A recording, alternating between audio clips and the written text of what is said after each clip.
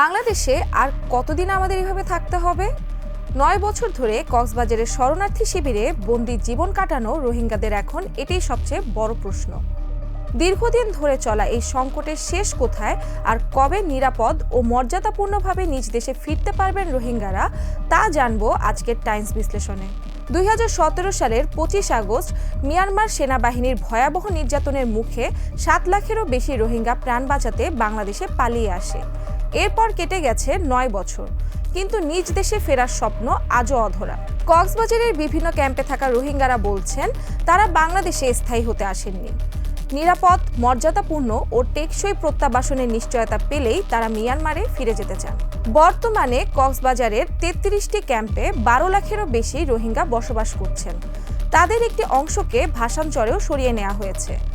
এর মধ্যে গত কয়েক বছরে মিয়ানমারের নতুন সংঘাতের কারণে আরও ২ লাখের বেশি রোহিঙ্গা বাংলাদেশে প্রবেশ করেছে। মিয়ানমারের সরকারি বাহিনী ও আরাকান আর্মির সংঘাত পরিস্থিতিকে আরও জটিল করে তুলেছে, ফলে প্রত্যাবাসনের সম্ভাবনাও এখন আরও অনিশ্চিত। রোহিঙ্গা নেতারা বলছেন, নাগরিকত্ব, নিরাপত্তা, জাতিগত পরিচয়ের স্বীকৃতি এবং নিজ দেশের ন্যায় বিচারের নিশ্চয়তা ছাড়া তারা ফিরতে চান না। অন্যদিকে মিয়ানমার সরকার বিপুল সংখ্যক রোহিঙ্গাকে নাগরিক হিসেবে স্বীকৃতি দিতে এখনও অনাগ্রহী। বাংলাদেশের শরণার্থী ত্রাণ ও প্রত্যাবাসন কমিশনও বলছেন, এটি এখন আর শুধু বাংলাদেশের সমস্যা নয়, আন্তর্জাতিক সম্প্রদায়কেই এই স্থায়ী সমাধানে এগিয়ে আসতে হবে। এদিকে দীর্ঘস্থায়ী এই সংকটে কক্সবাজারের ক্যাম্পগুলোতেও বাড়ছে চাপ। গত ৯ বছরে ২ লাখের বেশি রোহিঙ্গা শিশুর জন্ম হয়েছে। তাদের বড় একটি অংশ প্রাতিষ্ঠানিক শিক্ষার সুযোগ থেকে বঞ্চিত, ফলে বাল্যবিবাহ, শিশুশ্রম ও মানব পাচারের ঝুঁকিও বাড়ছে।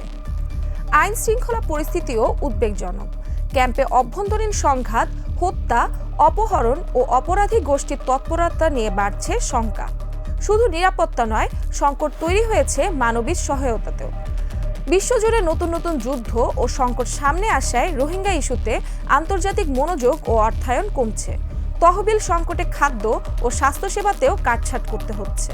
অন্যদিকে বিশাল এই জনগোষ্ঠীর চাপে কক্সবাজারের পরিবেশ, কৃষিজমি ও স্থানীয় অর্থনীতিতেও পড়ছে বড় ধরনের প্রভাব। বাংলাদেশ বারবার বলছে, এই সংকটের একমাত্র টেকসই সমাধান নিরাপদ ও মর্যাদাপূর্ণ প্রত্যাবাসন। কিন্তু মিয়ানমারের অস্থিরতা, নাগরিকত্বর প্রশ্ন এবং রাজনৈতিক সদিচ্ছার অভাবেই ৯ বছর ধরে ঝুলে আছে সেই প্রত্যাবাসন।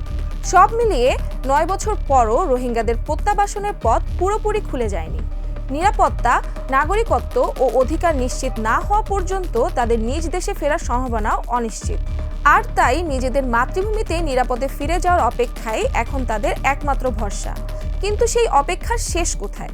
কবে ফিরতে পারবেন রোহিঙ্গারা নিজেদের দেশে?